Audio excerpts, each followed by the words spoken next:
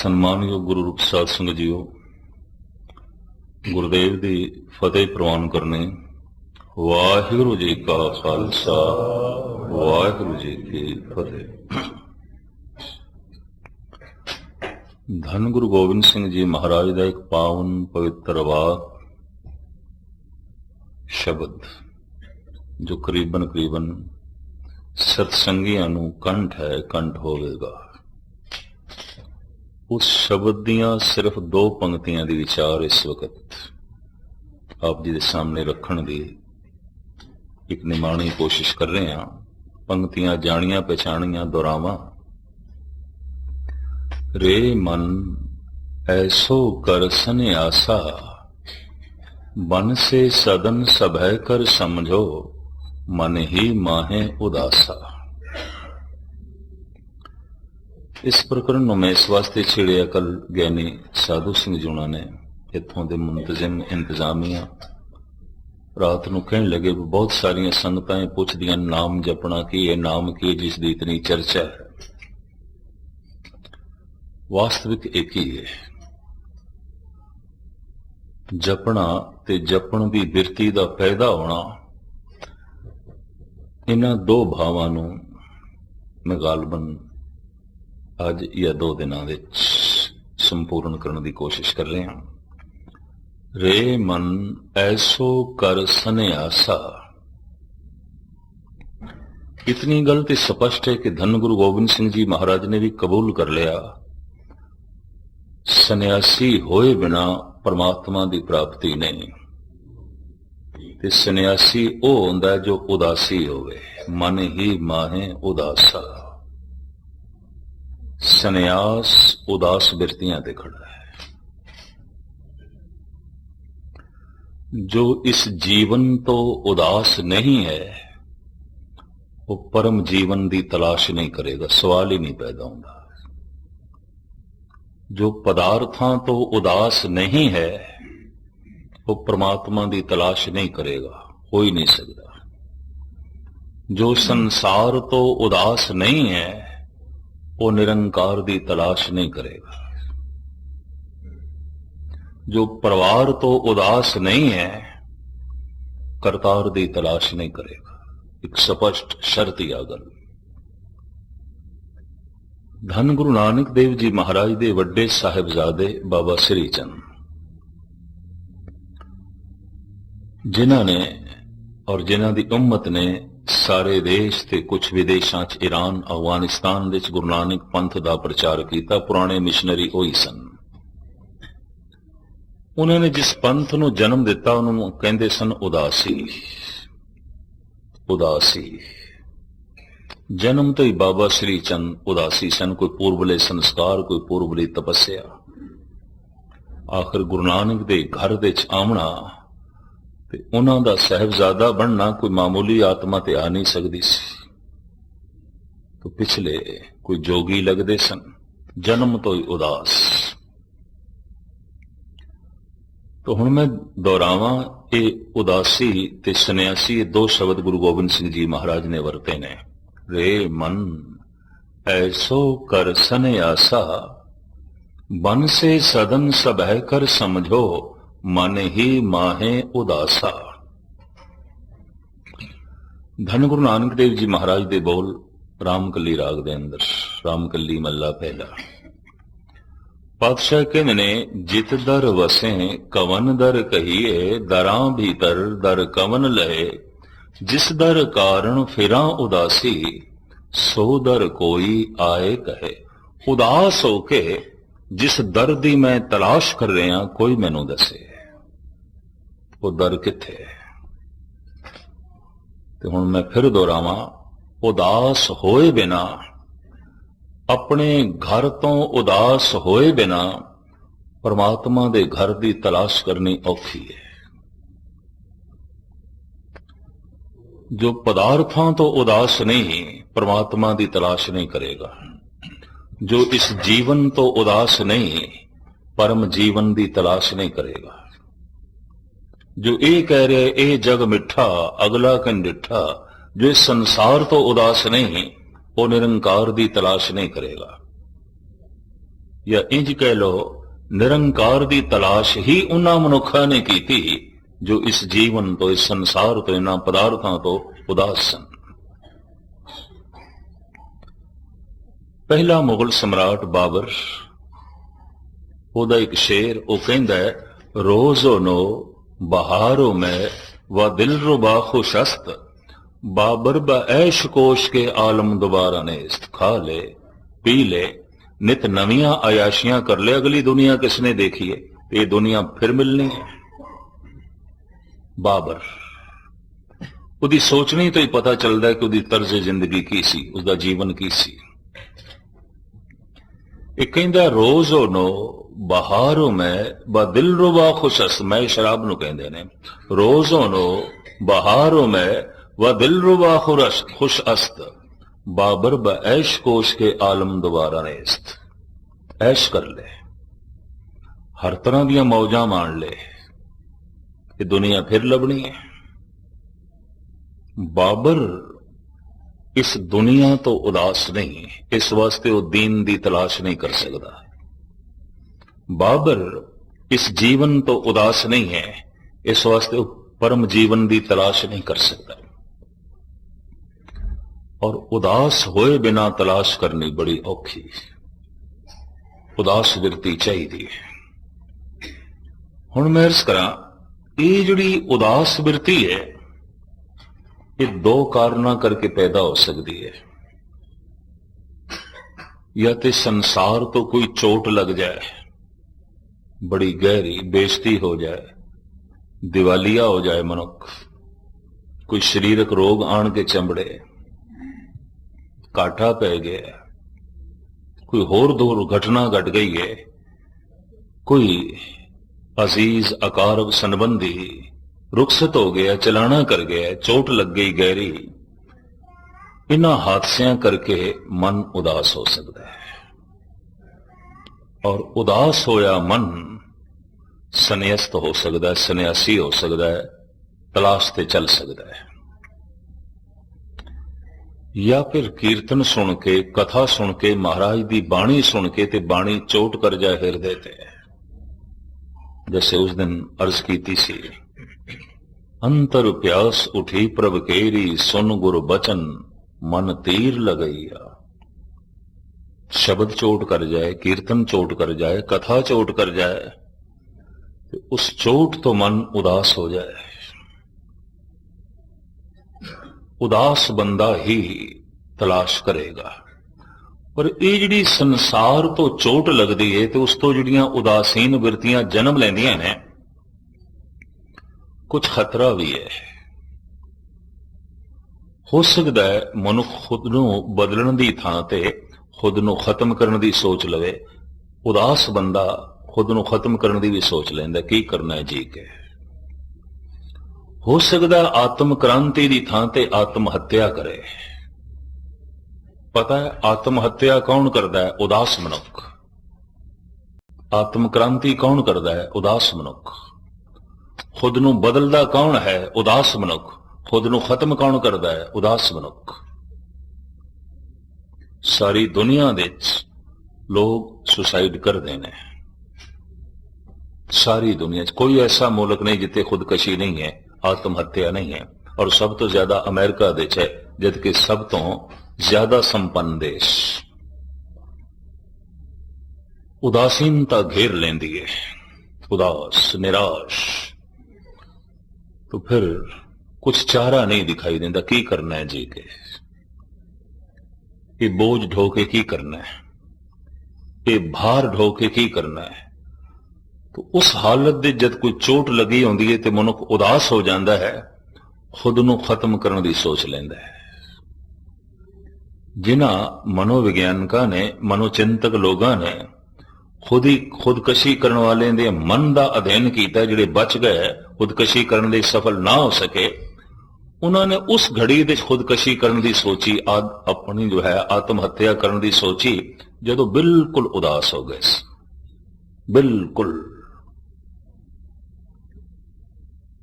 संसार तो चोट खा के मन उदास होवे, खतरा है। हो सकता है खुद नूं बदलण दी थां ते खुद नूं खत्म कर बैठे। आत्म क्रांति की तां ते आत्म हत्या कर बैठे। आत्म क्रांति भी उदास मनुख करता है, आत्म हत्या भी उदास मनुख करता है। खुद नूं बदलदा भी मनुख है, खुद नूं खत्म करदा भी उदास मनुख है। और उदास बिरती दे ये दो ख्याल उत्पन्न होने अगर संसार तो चोट खा के ये उदास होया है, खुद नूं बदलण दी भी सोच सकता है भी जिस ढंग नाल मैं जी रहा नहीं जीवना, जैसा मैं जी रहा नहीं जीवना, अपनी जिंदगी नूं बदलना है।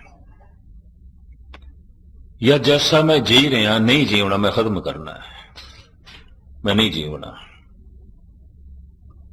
आप सुन के हैरान हो गए। मनोचिंतक ते ये कहते ने कि दुनिया च इस तरह का मनुख लभना ही बड़ा औखा है जिसने किसी वक्त ऐसा ना सोचा होवे कि इस तरह की जिंदगी नालों ते मौत चंगी, मर जाएगी। क्योंकि रूहे जमीन दे मनुख जमीन ते आके कदी कदाई इस तरह के हादसे तो रोनुमा हो ही जाता है। ऐसा हादसा उसनों घेर ही लेंदा है जब बिल्कुल उदास हो जाता है तो कह देंदा है इस जीवन नालों ते मौत चंगी है।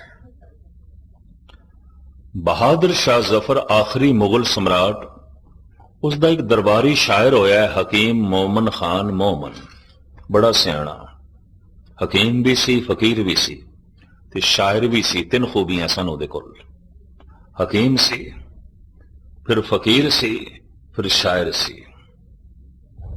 बहादुर शाह जफर उसका बहुत सम्मान करता सी, सत्कार करता सी। वो अपनी एक नज़म दे च कहंदा है, अब तो घबरा के ये कहते हैं कि मर जाएंगे, पर मर के भी चैन ना पाया तो किधर जाएंगे। कहंदा घबराहट दे च उदासीन बिरती जद पैदा होंदी है तो सोच लेना मर जावा, खुदकशी करना, की करना जी के, ये जिंदगी बोझ हो गई, उदास जिंदगी ते भार हो गई है, किस तरह ढोई है। अब तो घबरा के ये कहते हैं कि मर जाएंगे, पर मर के भी चैन ना पाया तो किधर जाएंगे।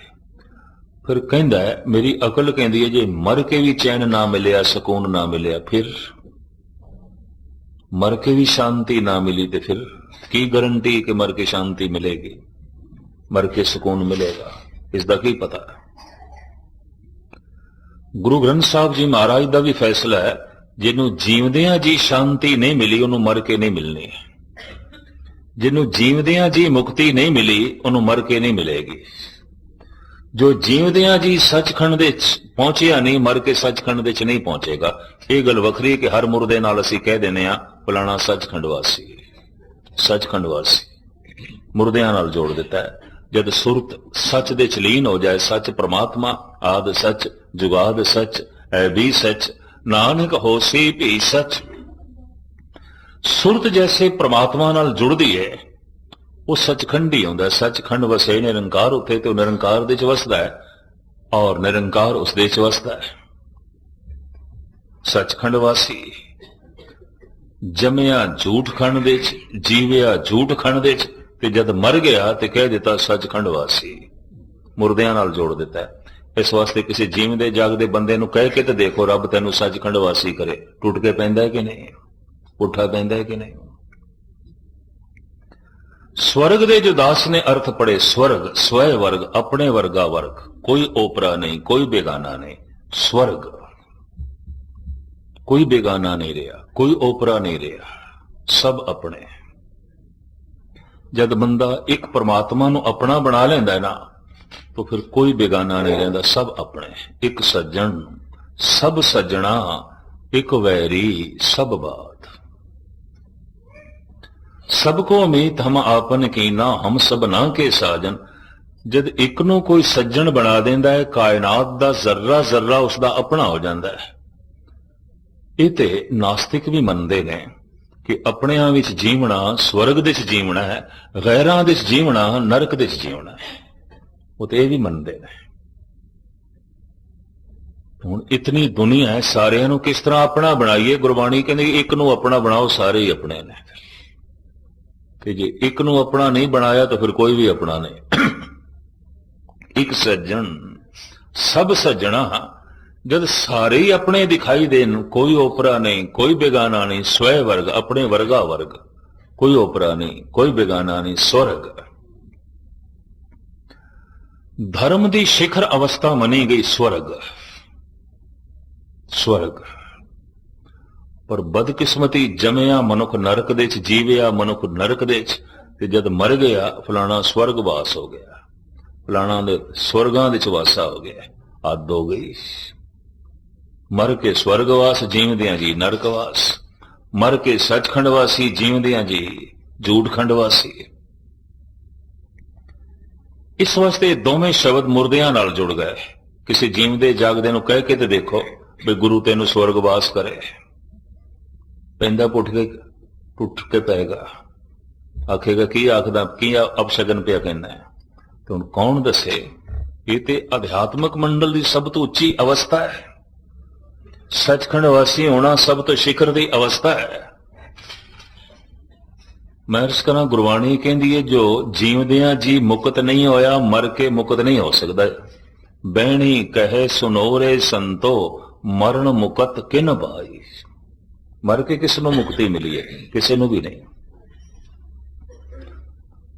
कबीर नूं तर्कवादियां ने कहा, तू जुलाहा होके शूदर होके सारा दिन धर्म का उपदेश देना है, अपना काम कार छोड़ के ब्राह्मणा वाला कम पकड़िया, तू कुंभी नरक दे जावेगा, जमदा रहेगा, मरदा रहेगा। कबीर कहते नहीं, असी मुड़ के नहीं आवना, साडा कोई जन्म नहीं। बहुर हम काहे आवेंगे, आवन जाना हुक्म तिसे का, हुक्मे बूझ समावेंगे। असी ते हुक्मी दे हुक्म नूं बुझ के ओदे समा जाना है, असी कानू मुड़ के आवना, असी नहीं आवना। कबीर नूं बोध हो गया सी कि मैं जीवन मुक्त हो गया। कहत कबीर जो हर ध्यावे, जीवत बंधन तोरे। जीवदियां जी सारे बंधन टुट जाते, जीवन मुक्त हो जाता है। बंधन तोरे होवे मुक्त। जो जीवदियां जी मुक्त नहीं होया, मर के कोई मुक्त नहीं होता। इतनी मैं अर्ज करते हैं, ये परम आनंद की प्राप्ति जीवदियां जी हो जाती है। इस समाधि की प्राप्ति जीवदियां जी होंगी। जे जीवदियां जी नहीं तो मर के नहीं। फिर इतनी मैं अर्ज करें, जिहड़ियां खामियां रह गई फिर अगले जन्म दे पूरियां करनियां पैंदियां। कबीर ने इसनूं तस्लीम कीता है, पूर्व जन्म हम तुमरे सेवक, अब तो मिटिया ना जाए। हे प्रभु, मैं पिछले जन्म दे च भी तेरा सेवक सी, भगत सी तेरा, पर मेरी भगती तेरे तक नहीं पहुंच सकी। मेरा कीता होया जप तेरे तक मैनू नहीं पहुंचा सकिया। जैसे पानी नू 100 डिग्री तक गर्म करिए ते भाप बनदा उंज नहीं। लगदा कबीर दा जीवन दा जल 90 डिग्री ते रह गया सी, 10 डिग्री रहिंदा सी। किधरे होर गर्म होंदा ते जीवन मुक्त हो जाना सी, कमी रह गई। और कबीर ने स्वयं कबूल की है, पूर्व जन्म हम तुमरे सेवक। हे प्रभु, मैं पिछले जन्म दे च भी तेरा सेवक सी, तेरा भगत सी, अब तो मिटिया ना जाए। अद की मेरी इस भक्ति नू लेखे लाई। हे प्रभु, अब की बार बखश बंदे को, बौर ना भौजल फेरा, मुड़ के मेरा आवना ना होए। मैं शमस तबरेज़ सूफी फकीर नू भी पढ़िया, वो भी कहता कमी रह गई, मैनू फिर आवना पिया। इस्लाम बार बार दे जन्म नू नहीं मनदा, सूफी बार बार दे जन्म नू मनदे ने। यही कारण है कि मुगल सम्राट, मुगल बादशाह इन्हां नू कतल करते रहे ने। सरमद नू दिल्ली दे लाल किले दे कतल किया गया। शमस तबरेज़ दी मुल्तान दे पुट्ठी खल लाई गई। मंसूर दी मिस्र दे सूली ते उसनू चाड़िया गया। सूफी फकीर कबूल नहीं होए सन, कि बार बार दे जन्म नू मनदे सन। जैसे कि शमस तबरेज़, दीवान शमस तबरेज़ी दे लिखदा है, तबरेज़ एक शहर है ईरान दा, बॉर्डर ते, टर्की बॉर्डर ते, बहुत वड्डा शहर है ईरान दा। शमस इसदा नां सी, तबरेज़ दा रहने वाला सी, इस वास्ते इहनूं कहंदे ने शमस तबरेज़ी। ये कहंदा है, बाज आमदम ता यार राह महमा कुनम। कहंदा मैं बार बार इस दुनिया ते आया ताकि खुदा नू अपने घर विच मेहमान बना सका, खुदा नू अपने घर विच लिया सका। पर कहंदा हर जन्म मेरा अजा ही जांदा रहा, गल नहीं बनती रही। मैं तरले लेंदा रह गया, मैं प्रार्थना ही करदा रह गया, गल कदी बनी नहीं। मैं फिर अर्ज करा, पानी 100 डिग्री तक गर्म होवे ते भाप बने, तपस्या अपनी शिखर तक पहुंचे ते गल बने। बाज आमदम ता यार राह मेहमान को नम। इसे फकीर ने इस लंबी चौड़ी हकायत यह लिखा है कि खुदा एक दिन राजी हो गया ते कहने लगा, ऐ फकीर तू बड़ी मुद्दत की प्रार्थना कर रहे हैं, दुआ कर रहे हैं, चल तेरी दुआ कबूल, चल तेरे घर चलते हैं। उस लंबी चौड़ी नज़म दे च फकीर कहंदा, उस दिन मेरे पैर जमीन ते नहीं टिकदे सन कि खुदा मेरे नाल चल रहा सी। समझाण दा उसदा ढंग, कहंदा कई जन्मां दी प्यास बुझी सी, कई जन्मां दी तड़प नूं अज भाग लगन लगा सी। खुदा मेरे घर चल रहा है और कई दिन में खुशी नाल मेरे कदम जमीन ते नहीं टिकदे सन। अपने आप नूं मैं खुशकिस्मत समझ रहा सी, मेरे घर खुदा आ रहा है और वो भी मेरे नाल। फिर ये फकीर लिखदा है, जब खुदा मेरे घर की चौखट तक आया तो मैनू कहने लगा, फकीरा जरा अंदर वेख ले, साडे बैठण की थां भी है कि नहीं, लैते आया तू सानू, ये नज़म है, तू लैते आया है, देखते सही साडे बैठण लई कोई आसन भी है कि नहीं। ये फकीर कहंदा, हां खुदा मैं देखदा अंदर।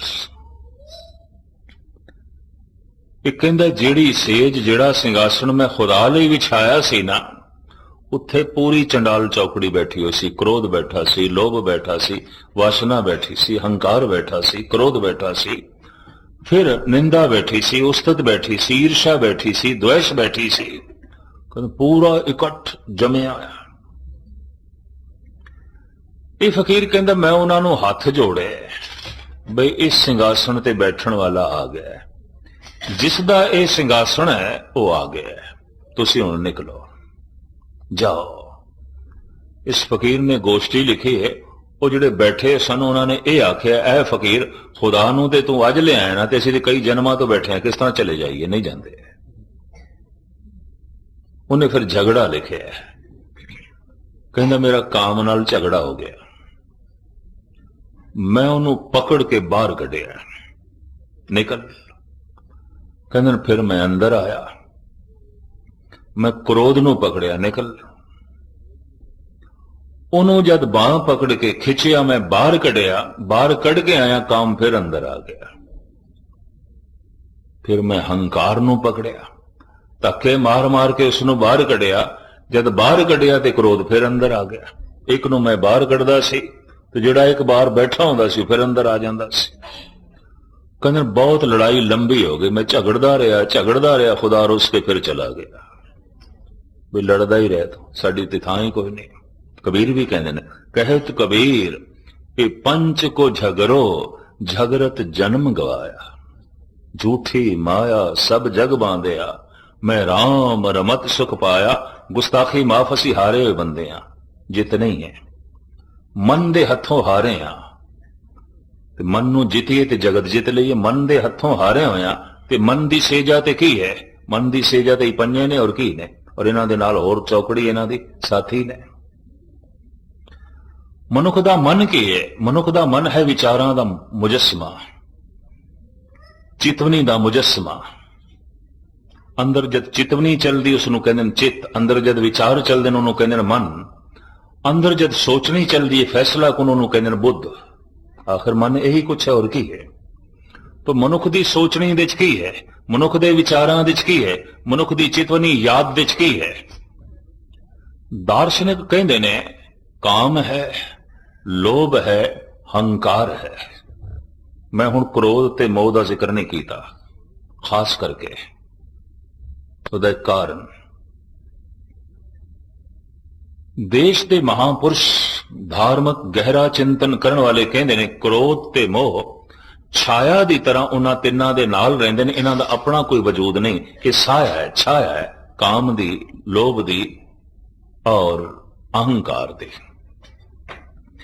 ਜਿਸ ਤੋਂ ਹੰਕਾਰ ਦੀ ਪੂਰਤੀ ਹੋ ਜਾਏ ਉਸ ਤੇ ਮੋਹ ਆ ਜਾਂਦਾ ਹੈ, ਪਿਆਰਾ ਲੱਗਦਾ ਹੈ, ਚੰਗਾ ਲੱਗਦਾ ਹੈ, ਤੇ ਜਿਹੜਾ ਰੋਕ ਖੜੀ ਕਰਦੇ ਹੋਏ ਉਸ ਤੇ ਕ੍ਰੋਧ ਆਉਂਦਾ ਹੈ। ਜਿਹੜਾ ਲੋਭ ਦੀ ਪੂਰਤੀ ਕਰ ਦੇਵੇ, ਲੋਭ ਨੂੰ ਪੱਠੇ ਪਾ ਦੇਵੇ, ਪਿਆਰਾ ਲੱਗਦਾ ਹੈ, ਚੰਗਾ ਲੱਗਦਾ, ਉਸ ਤੇ ਮੋਹ ਆ ਜਾਂਦਾ ਹੈ। ਜਿਹੜਾ ਰੋਕ ਖੜੀ ਕਰ ਦੇਵੇ ਉਸ ਤੇ ਕ੍ਰੋਧ ਆ ਜਾਂਦਾ ਹੈ। ਹੋਰ ਕਿਸ ਤੇ ਕ੍ਰੋਧ ਆਉਂਦਾ ਹੈ? ਜਿਹੜਾ ਵਾਸ਼ਨਾ ਦੀ ਪੂਰਤੀ ਕਰ ਦੇਵੇ ਉਸ ਤੇ ਮੋਹ ਆ ਜਾਂਦਾ ਹੈ, ਪਿਆਰਾ ਲੱਗਦਾ ਹੈ, ਚੰਗਾ ਲੱਗਦਾ ਹੈ। ਜਿਹੜਾ ਰੋਗ ਖੜੀ ਕਰ ਦੇਵੇ ਉਸ ਤੇ ਕ੍ਰੋਧ ਆ ਜਾਂਦਾ ਹੈ। ਕ੍ਰੋਧ ਹਰ ਵਕਤ ਮਨੁੱਖ ਦੇ ਅੰਦਰ ਨਹੀਂ ਆਉਂਦਾ। ਜਦ ਵੀ ਕਿਸੇ ਨੇ ਰੋਗ ਖੜੀ ਕੀਤੀ ਵਾਸ਼ਨਾ ਪੂਰਤੀ ਦੇ ਚ, ਲੋਭ ਪੂਰਤੀ ਦੇ ਚ, ਅਹੰਕਾਰ ਪੂਰਤੀ ਦੇ ਚ, ਕ੍ਰੋਧ ਆ ਜਾਏਗਾ। ਤੇ ਜਦ ਵੀ ਕਿਸੇ ਨੇ ਪੂਰਤੀ ਕਰਨ ਦੇ ਚ ਮਦਦ ਕੀਤੀ ਉਸ ਤੇ ਮੋਹ ਆ ਜਾਏਗਾ, ਪਿਆਰ ਆ ਜਾਏਗਾ, ਚੰਗਾ ਲੱਗੇਗਾ, ਪਿਆਰਾ ਲੱਗੇਗਾ। ਮੂਲ ਰੂਪ ਦੇ ਵਿੱਚ ਮਨੁੱਖ ਦੇ ਵਿਚਾਰਾਂ ਦੇ ਵਿੱਚ ਅਹੰਕਾਰ ਹੁੰਦਾ ਹੈ, ਲੋਭ ਹੁੰਦਾ ਹੈ, ਕਾਮ ਹੁੰਦਾ ਹੈ। ਬਾਕੀ ਇਹਨਾਂ ਦੇ ਸਾਰੇ ਹਿਮਾਇਤੀ ਸਾਥੀ। ਇਹ ਫਕੀਰ ਕਹਿੰਦਾ ਮੈਂ ਇਹਨਾਂ ਨੂੰ ਕੱਢਣ ਦੇ ਚ ਲੱਗ ਗਿਆ, ਝਗੜਨ ਦੇ ਚ ਲੱਗ ਗਿਆ। ਬੜੀ ਸਾਧਨਾ ਤੋਂ ਬਾਅਦ ਖੁਦਾ ਨੂੰ ਲਿਆਇਆ ਸੀ ਆਪਣੇ ਬੂਹੇ ਤੱਕ, ਮੇਰੇ ਬੂਹੇ ਤੋਂ ਹੀ ਵਾਪਸ ਚਲਾ ਗਿਆ। ਯਕੀਨ ਜਾਣੋ ਕਈ ਦਫਾ ਮਨੁੱਖ ਬਿਲਕੁਲ ਨੇੜੇ ਪਹੁੰਚਦਾ ਹੈ ਔਰ ਉੱਥੋਂ ਹੀ ਵਾਪਸ ਮੁੜ ਜਾਂਦਾ ਹੈ। ਇਹ ਹਕੀਕਤ ਹੈ। ਕਈ ਬੰਦੇ ਜਪ ਕਰਦਿਆਂ ਕਰਦਿਆਂ ਬਿਲਕੁਲ ਨਾਮ ਦੇ ਨੇੜੇ ਪਹੁੰਚ ਜਾਂਦੇ ਨੇ। ਜੋ ਨਾਮ ਮਨੁੱਖ ਦੇ ਅੰਦਰ ਹੈ, ਨੌ ਨਿਧ ਅੰਮ੍ਰਿਤ ਪ੍ਰਭ ਕਾ ਨਾਮ ਦੇਹੀ ਨੇ ਇਸਕਾ ਵਿਸਰਾਮ, ਬਿਲਕੁਲ ਨੇੜੇ ਪਹੁੰਚ ਜਾਂਦੇ ਨੇ ਪਰ ਨਿਰਾਸ਼ ਹੋ ਜਾਂਦੇ ਨੇ। ਪਤਾ ਨਹੀਂ ਹੈ ਵੀ ਸਹੀ ਕਿ ਨਹੀਂ, ਇੰਨਾ ਸਮਾਂ ਲੱਗ ਗਿਆ ਹੈ, इतनी मुद्दत लग गई है। और बहुती मुद्दत लग जाए तो कुछ प्राप्त ना होवे। धन गुरु अर्जन देव जी महाराज भी कहते ने, भई निरासी बहुत दिन लागे। पंक्तियां तुसी पढ़ियां होनियां ने गुरु अर्जन देव जी दियां। भई निरासी बहुत दिन लागे, देश देशंतर में सगले जागे। बहुत अस्थानां ते गए, बड़े तीर्थां ते गए, बहुत खोज की थी, बड़ा जप तप किया, निराशा ही हथ लगी, पता नहीं है भी सही कि नहीं। सारी जमीन दे थल्ले पानी है, किधरे 4 फुट खोदिए पानी निकलता है, किधरे 400 फुट खोदिए पानी निकलता है। भारत विच जैसलमेर का इलाका 600 फुट की खुदाई ते पानी निकलता है, उंज नहीं है सही सारी जमीन दे थल्ले पानी। किधरे 4 फुट खोदिए पानी निकलता है, किधरे 400 फुट खोदिए पानी निकलता है। परमात्मा ते सारियां दे अंदर है। नौ निध अमृत प्रभ का नाम देही में इसका विश्राम। किधरे विकारां दी परत पत्थर ज्यादा पए होंदे ने, उन्हां नूं हटाउण दे विच ज्यादा समा लग जाता है। ते जे समा ज्यादा लग गया है तो बंदा निराश हो जाता है, भाई शायद है भी सही कि नहीं। भई निराशी बहुत दिन लागे, देश देशंतर में सगले जागे। कोलोराइड का इलाका अमेरिका का। मैं उत्थों दी एक गाथा पढ़ रहा सी, उसने मैनू बड़ा प्रभावित किया। वो पूरी पहाड़ी कहते ने सोने की खान सी। गौरमेंट ने 10 साल के पटे ते एक मनुख नूं दे दिते। वो बंदा बड़ा खुश, भाई मैनू सिर्फ 50 लाख ही ते डॉलर देने पे ने, पुरानी गल है, तो मैं तो करोड़ां कमावांगा, अरबां कमावांगा। ये हकीकत है, कोई काल्पनिक कहानी नहीं। उन्हें एक ही समय 100 जगह दे उत्ते खुदाई शुरू कर दी इस पहाड़ी दे, और सारी थां ते जिहड़ी खुदाई है उसने 400 फुट तक की थी, सोना नहीं निकले। उदास दुखी हो गया है, मैं तो डुब गया। 50 लाख डॉलर ते गौरमेंट दे देने ते इन्ना मेरा होर खर्च हो गया। इन्नी मशीनरी लियांदी, इन्ने मजदूर लियां, लेबर लियांदी, ये खुदाई इन्ने दिनां दी जा रही है, पल्ले ते कुछ नहीं पिया। रेत दे टिब्बे मेरे पल्ले लगे ना, पत्थर ही निकले, गीटियां ही निकलियां ने। उदास हो गया। उन्हें अखबारां दे ये खबर दे दी भी ये पटा मैं वेचदा, कोई लवे, और मैं अद्धे मुल ते देण नूं तैयार। $25 ਲੱਖ ਦੇ। ਕਹਿੰਦੇ ਨੇ ਇੱਕ ਗ੍ਰਾਹਕ ਮਿਲ ਗਿਆ, ਸੌਦਾ ਤੈਅ ਹੋ ਗਿਆ, ਲਿਖਾ ਪੜੀ ਹੋ ਗਈ। जब इस वेचण वाले ने $25 ਲੱਖ अपने जेब विच पाए तो खिड़खिड़ा के हस पिया। वो जिहड़ा खरीदार सी ना, उन्हें आख्या हसिया क्यों है तू? कहंदा बड़ा मूर्ख है, तेरी मूर्खता ते मैनू हासा है, की करा। देख पर तू इतने पैसे दे के मैनू बचा लिया, कितना तो मूर्ख है। जद मैनू खुदाई करदियां नहीं लभ्या और 100 थावां तो नहीं लभ्या, तेनू खाक लभ जाएगा, कित्थों लभेगा? पर फिर भी तू लैंदा पिया, चलो मैं बच गया, हुण तेरी मूर्खता ते मैनू हासा आ गया। खरीदार कहंदा है तू इतना ही दावा कर सकदा है कि 400 फुट तक सोना नहीं है, इस तो अगे भी सोना नहीं है, तू यह दावा नहीं कर सकता। ये तो समा दसेगा कि मूर्ख कौन है। आप सुन के हैरान हो गए, हकीकत है उन्हें सिर्फ 2 फुट खुदाई की थी, सोना निकला, सिर्फ 2 फुट। माला माल हो गया, अरबापति हो गया, हर खूह दे चों निकल आया, सिर्फ 2 फुट उसने खुदाई की थी। कई दफा मनुख उतों निराश होकर मुड़ आउंदा है जब मंजिल बिल्कुल कोल होंदी है। एक शायर भी कहता है, किस्मत की बात देखिए टूटी कहां कमद, 2-4 हाथ जब के लबे वाम रह गया। कहता कित्थे मेरी हिम्मत टूट गई, कित्थे मेरा हौसला टूट गया, जब सिर्फ 2 हाथ रह गई सी, मंजिल घर रह गया सी, मैं मुड़ पे वापस। बई निरासी बहुत दिन लागे, देश दे संतर मैं सगले च आ गए। इतनी गल ते कही जा सकती कि सारे पहाड़ां दे सोना नहीं हो सकता, सारे समुद्र की सतह तले मोती नहीं हो सकते, पर ऐसा कोई भी जीवन नहीं जिहदे अंदर नवनित परमात्मा का नाम नहीं है। नवनित अमृत प्रभ का नाम, देही में इसका विश्राम। फर्क सिर्फ इतना होगा कि 2 फुट खुदाई करनी पएगी, किधरे 500 फुट हो सकता है, किधरे 4 दिन के जप नाल परमात्मा प्रगट हो जाए, हो सकता है किधरे 4 साल जप करना पे, पत्थर बहुत पैने, गिटियां बहुत पैने, खुदाई बहुत करनी पएगी, रेत बहुत है, विकारां दी संस्कारां दी सारी हटानी पएगी।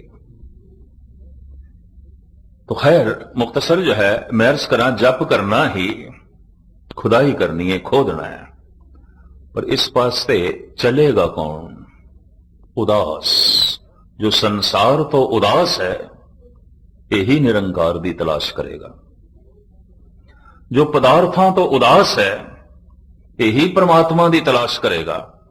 पर जे संसार तो चोट खा के उदास होया है, तो एक खतरा है, आत्म क्रांति दी थां ते आत्म हत्या भी कर सकता है।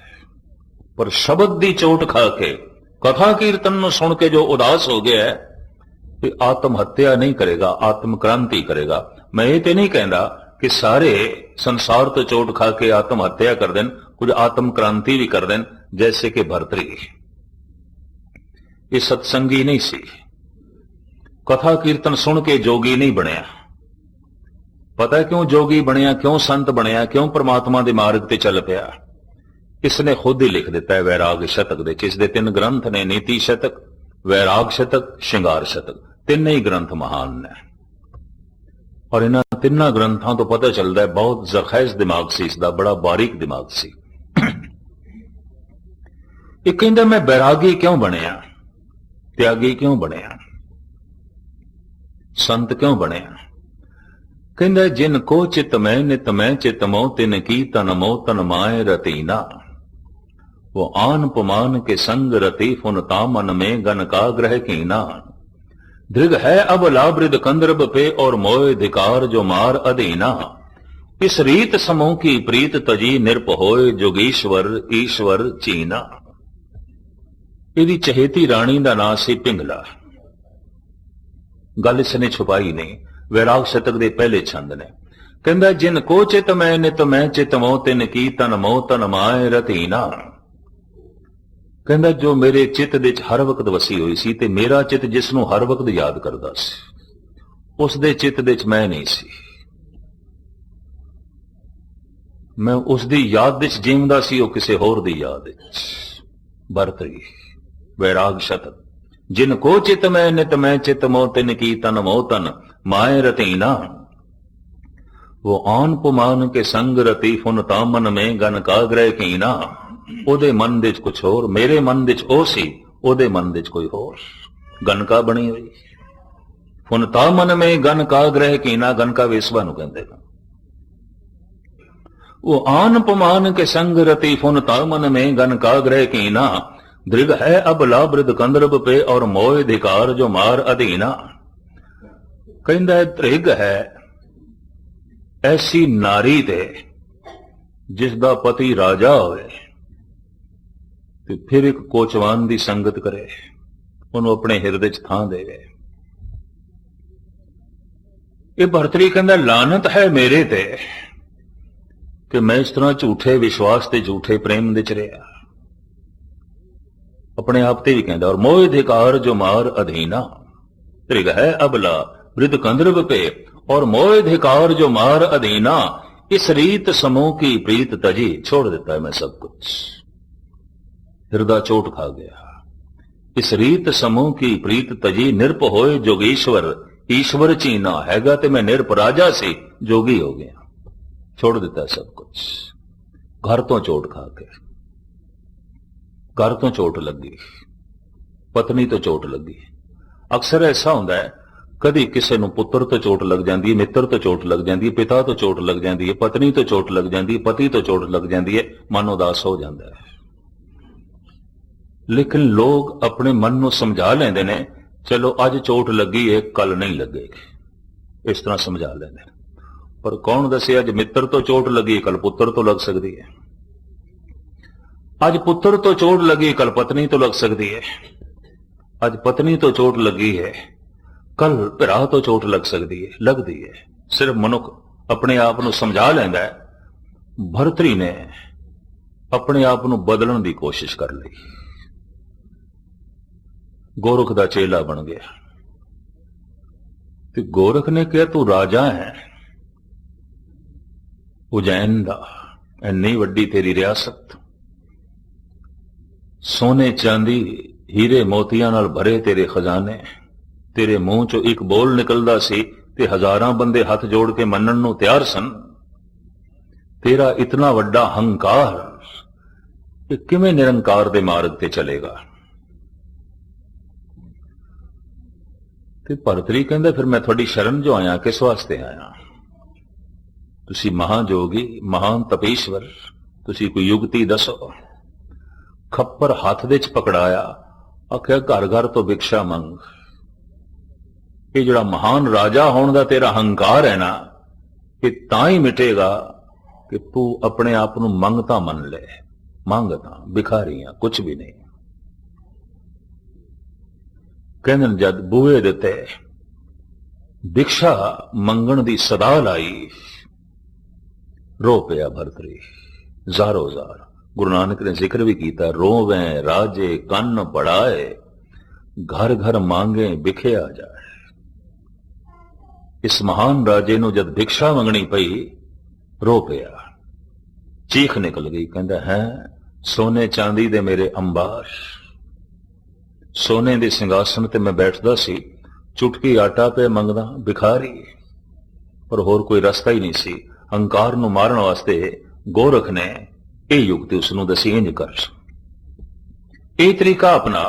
तो मैं अर्ज करा कदी कदाई ऐसा भी होंदा है कि घर तो चोट खा के मनुख उदास हो जाता है, ते उदास होकर परमात्मा की तलाश कर लेंदा है, जैसे कि भरतरी। पर अक्सर ऐसा होंदा है, या तो मनुख अपने आप को समझांदा है, या फिर आत्म क्रांति की थां ते आत्म हत्या कर बैठता है। परमात्मा की तलाश की थां ते खुद नूं खत्म करने की सोच लेंदा है, सुसाइड करता है, खुदकशी करता है। सारी दुनिया विच मौजूद है। और इस खुदकशी दे उत्ते दास ने कुछ अपने ढंग का अध्ययन किया। कौन करते हैं, क्यों करते हैं? उदास मनुख, निराश मनुख, जीवन का कोई सहारा नहीं उन्होंने जापदा, इतने उदास हो जाते हैं, खुद नूं खत्म करिए। और उदास मनुख ही परमात्मा की तलाश करेगा। ਧੰਨ ਗੁਰੂ ਗੋਬਿੰਦ ਸਿੰਘ ਜੀ ਮਹਾਰਾਜ ਦਾ ਇਹ ਵਾਕ, ਰੇ ਮਨ ਐਸੋ ਕਰ ਸੰਨਿਆਸਾ, ਬੰਸੇ ਸਦਨ ਸਵੈ ਕਰ ਸਮਝੋ, ਮਨ ਹੀ ਮਾਇ ਉਦਾਸਾ। ਪੁਰਾਣੇ ਸਾਧੂ ਸੰਤ ਮਨ ਨੂੰ ਉਦਾਸ ਕਰਨ ਲਈ, ਉਪਰਾਮਤਾ ਪੈਦਾ ਕਰਨ ਲਈ ਜੰਗਲਾਂ ਦੇ ਜਾਂਦੇ ਸਨ, ਉਜਾੜ ਦੇ। ਪਤਾ ਯੋਗੀਆਂ ਨੇ ਗੁਰੂ ਨਾਨਕ ਦੇਵ ਜੀ ਮਹਾਰਾਜ ਨੂੰ ਕੀ ਆਖਿਆ ਸੀ? ਇਕਾਗਰਤਾ ਬਖਸ਼ਣੀ ਸਿੱਧ ਗੋਸ਼ਟ। ਜੋਗੀ ਗੁਰੂ ਨਾਨਕ ਦੇਵ ਜੀ ਮਹਾਰਾਜ ਨੂੰ ਕਹਿੰਦੇ ਨੇ, ਹਾਟੀ ਬਾਟੀ ਰਹੇ ਨਿਰਾਲੇ, ਰੁੱਖ ਬਿਰਖ ਉਦਿਆਨੇ, ਕੰਦ ਮੂਲ ਆਹਾਰੋ ਖਾਈਏ, ਔਦੂ ਬੋਲੇ ਗਿਆਨੇ, ਤੀਰਥ ਨਾਈਏ ਸੁਖ ਫਲ ਪਾਈਏ, ਮੈਲ ਨ ਲਾਗੇ ਕਾਈ, ਗੋਰਖ ਪੂਤ ਲਾਹੌਰੀ ਪਾ ਬੋਲੇ, ਜੋਗ ਜੁਗਤ ਵਿਦਸਾਈ।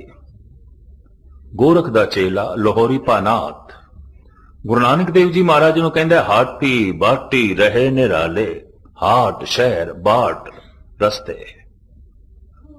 ਸ਼ਹਿਰਾਂ ਤੋਂ ਇੱਕ ਪਾਸੇ ਹੋ ਕੇ ਰਹਿਣਾ ਚਾਹੀਦਾ ਹੈ, ਤੇ ਜਿਹੜੇ ਸ਼ਹਿਰਾਂ ਨੂੰ ਰਸਤੇ ਜਾਂਦੇ ਨੇ ਸੜਕਾਂ ਤੋਂ ਵੀ ਇੱਕ ਪਾਸੇ, ਬਿਲਕੁਲ ਉਜਾੜ ਬਿਆਬਾਨ ਵਿੱਚ ਜਿੱਥੇ ਮਨੁੱਖ ਨਾ ਹੋਣ।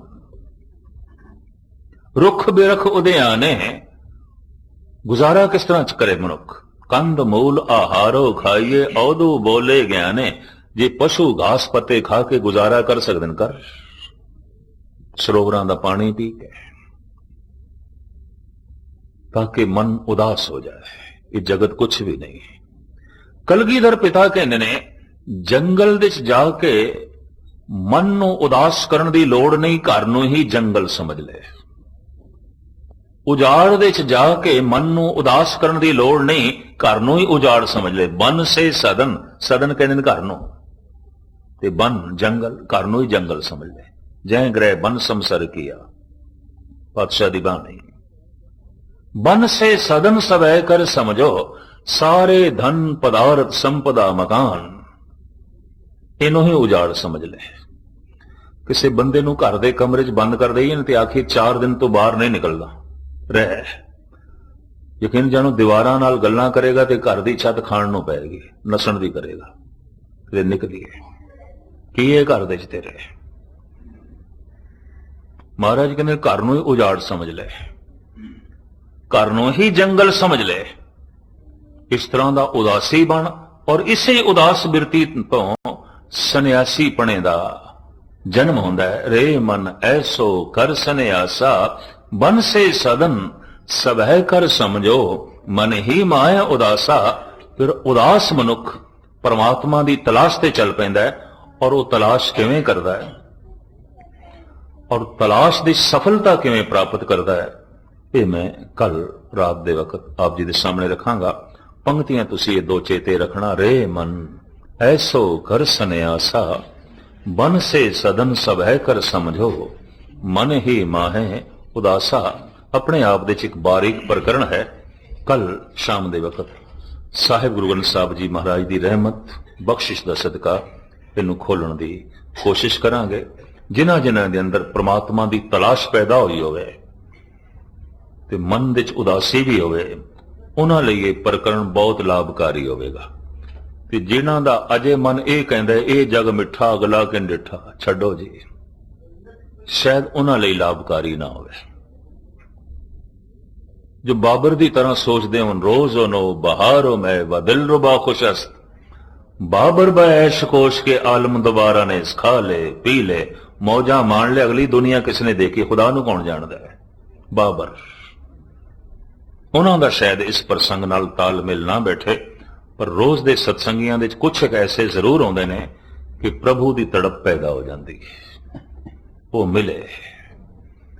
तो इस संबंधी जो गुरबाणी दी गुरु ग्रंथ साहिब जी महाराज ਦੀਆਂ ਵਿਚਾਰਾਂ ਨੇ ਕੱਲ ਸ਼ਾਮ ਨੂੰ ਫਿਰ ਖੋਲਣ ਦੀ ਕੋਸ਼ਿਸ਼ ਕਰਾਂਗੇ। ਬੜੇ ਟਿਕਾਉ ਨਾਲ ਆਪਨੇ ਸਰਵਣ ਕੀਤਾ। ਸਾਰਿਆਂ ਦਾ ਹਾਰਦਿਕ ਤੌਰ ਤੇ ਧੰਨਵਾਦ। ਭੁੱਲ ਚੁੱਕ ਦੀ क्षमा। ਵਾਹਿਗੁਰੂ ਜੀ ਕਾ ਖਾਲਸਾ, ਵਾਹਿਗੁਰੂ ਜੀ ਕੀ ਫਤਿਹ।